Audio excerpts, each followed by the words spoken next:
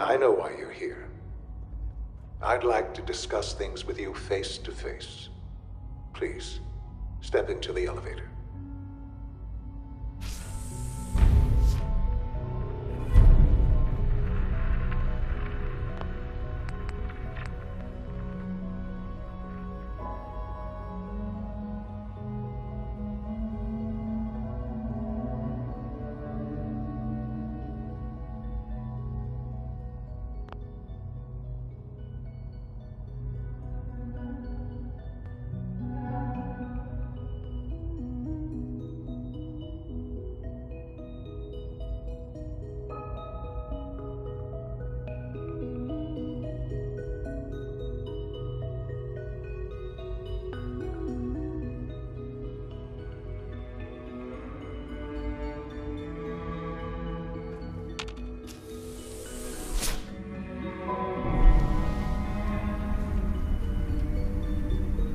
I can only imagine what you've heard, what you think of us.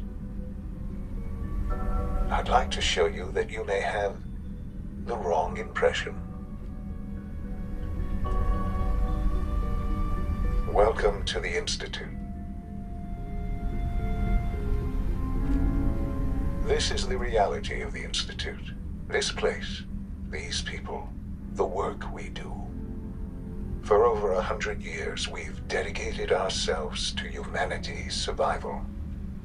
Decades of research, countless experiments and trials, a shared vision of how science can help shape the future.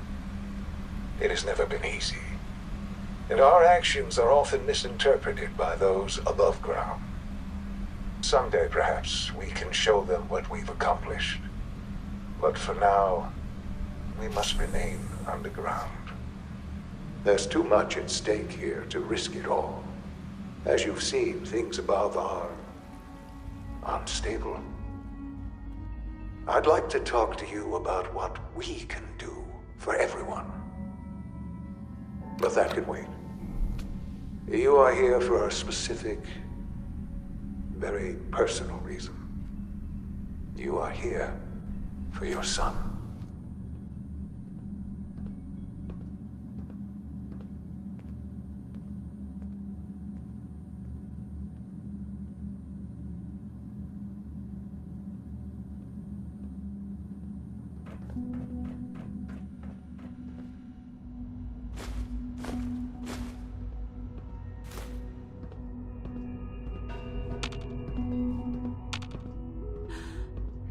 Sean?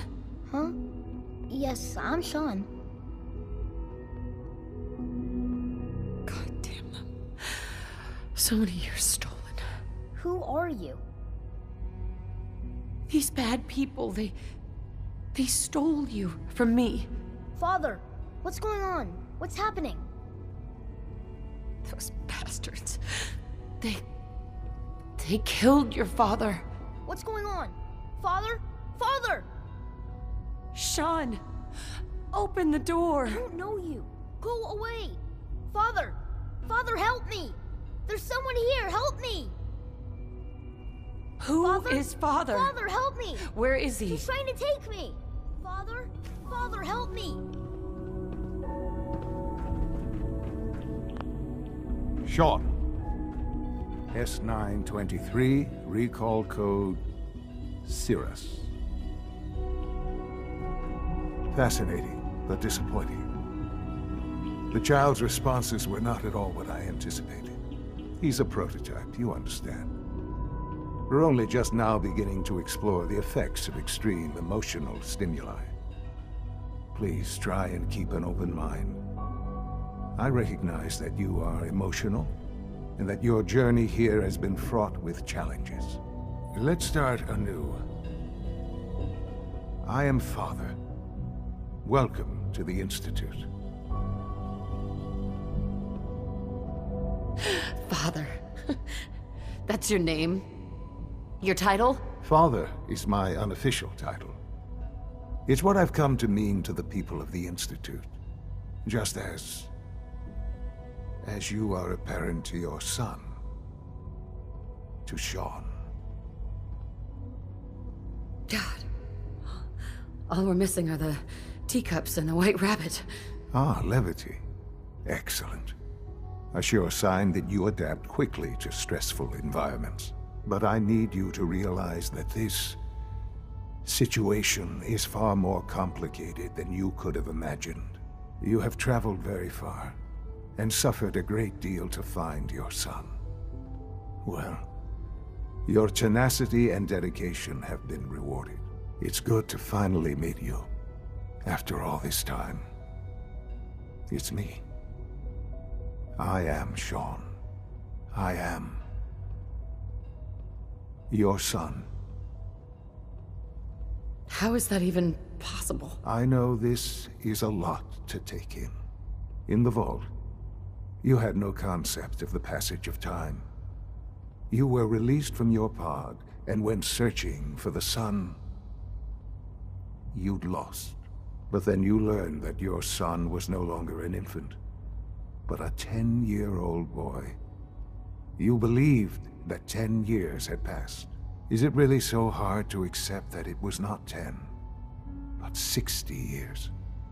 That is the reality, and here I am, raised by the Institute, and now its leader.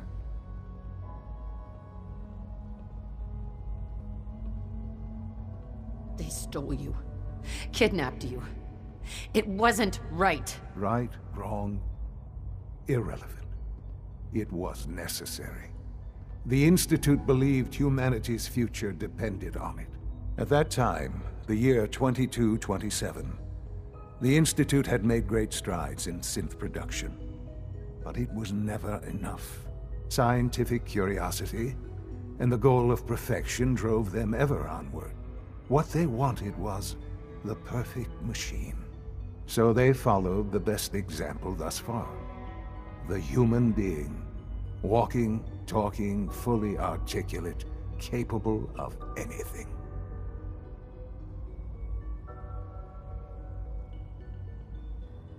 Yeah, you lost me. I don't see the point of any of this. You don't see the connection. Let me try to explain. The Institute endeavored to create synthetic organics. The most logical starting point, of course, was human DNA. Plenty of that was available, of course, but it had all become corrupted. In this wasteland, radiation affected everyone. Even in their attempts to shield themselves from the world above, members of the Institute had been exposed. Another source was necessary. But then the Institute found me, after discovering records from Vault 111. An infant, frozen in time, protected from the radiation-induced mutations that had crept into every other human cell in the Commonwealth. I was exactly what they needed. And so it was my DNA that became the basis of the synthetic organics used to create every human-like synth you see today. I am their father. Through science, we are family. The synths, me, and you.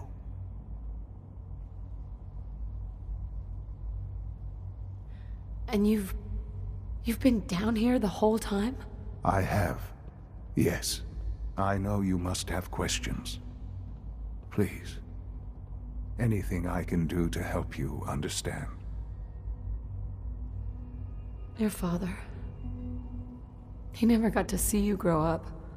Yes. What happened to him was... I've gone over the records of the incident, of course. It seems what happened to him was an unfortunate bit of collateral damage. For many years, I never questioned who my parents were.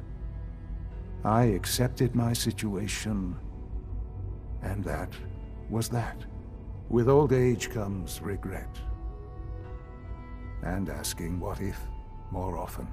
But what matters now is that you and I have a chance to begin again. What else can I say to ease your mind? Kellogg. He worked for you? Kellogg. He was an Institute asset long before I arrived here. It wasn't until I became director that I learned of all the things he'd done. What kind of man he was. You knew the man was a psychopath, but you used him anyway? Would you have preferred that I turned him loose on the Commonwealth? At least keeping him on a short leash kept the collateral damage to a minimum. The Institute took advantage of Kellogg's vicious nature. I will freely admit that. Institute technology prolonged his life, and his usefulness far beyond any normal human lifespan. He never failed the Institute, but his cruelty became more apparent with every completed objective. I won't lie. It's no coincidence your path crossed his. It seemed a fitting way to allow you, us, to have some amount of revenge. What else can I say to ease your mind? So, you're in charge of the Institute? I am the acting director, yes. I spent decades working to reach this point. It's a responsibility I take very seriously. The Institute. It's important. It really is humanity's best hope for the future, no matter what those above ground might think of us.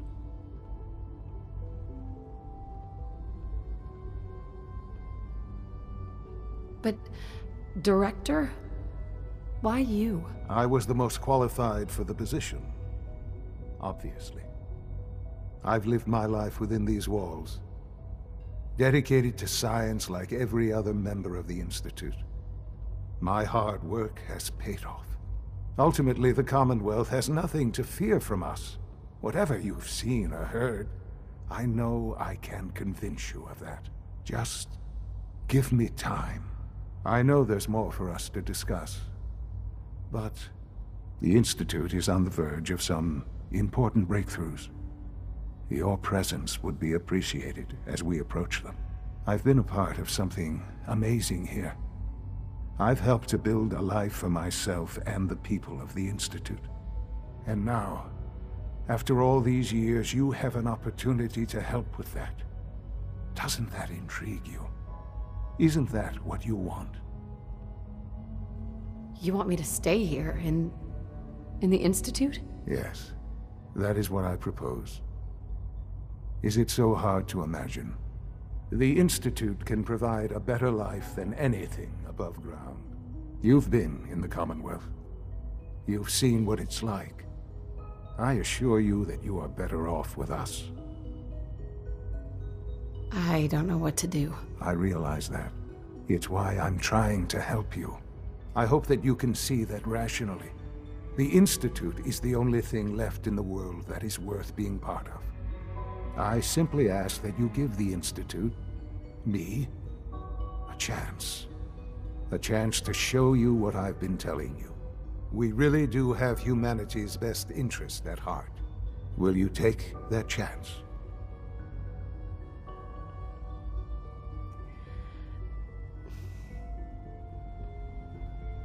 All right. Thank you. The Institute is now your home as much as it is mine. Please take some time, get to know it. Meet the people you'll be working with. You'll want to introduce yourself to the division heads. Dr. Fillmore in Facilities, Dr. Ayo in SRB, Dr. Holdren in Bioscience, and finally Dr. Lee in Advanced Systems. They've all been notified of your arrival, of course. Meet them, and then we'll discuss what comes next.